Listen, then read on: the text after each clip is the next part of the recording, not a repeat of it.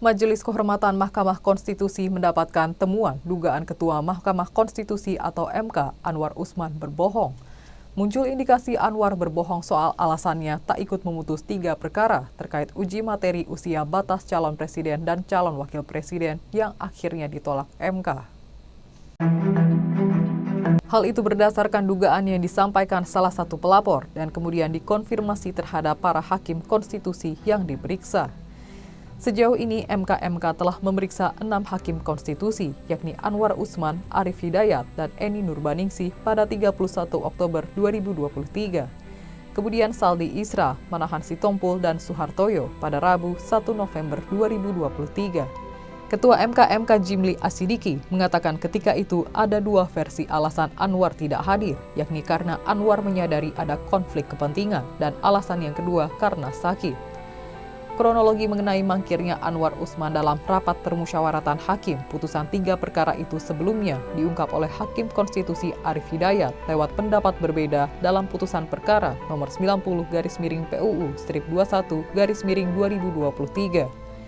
Arief Hidayat mengatakan pada 19 September 2023, 8 dari 9 Majelis Hakim Konstitusi menggelar RPH membahas putusan perkara nomor 29, 51, dan 55/PUU-21/2023. Perkara 29 diajukan Partai Solidaritas Indonesia, perkara 51 diajukan Partai Garuda.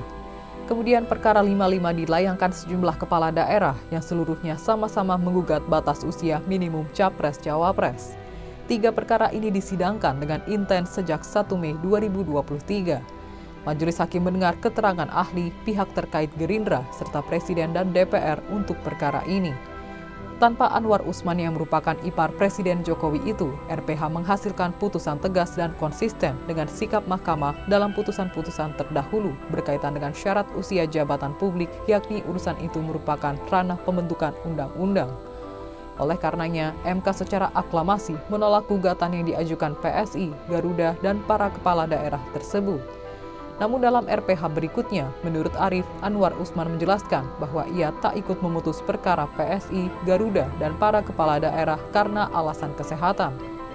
Dengan kehadiran Anwar, sikap Hakim Konstitusi mendadak berbalik 180 derajat, menyatakan bahwa kepala daerah dan anggota legislatif pada semua tingkatan berhak maju sebagai Capres-Cawapres meski belum 40 tahun. Kemudian atas dasar putusan MK itu, diketahui bahwa Wali Kota Solo Gibran Rakabuming Raka bisa mengikuti Pilpres 2024 walaupun usianya belum mencapai 40 tahun.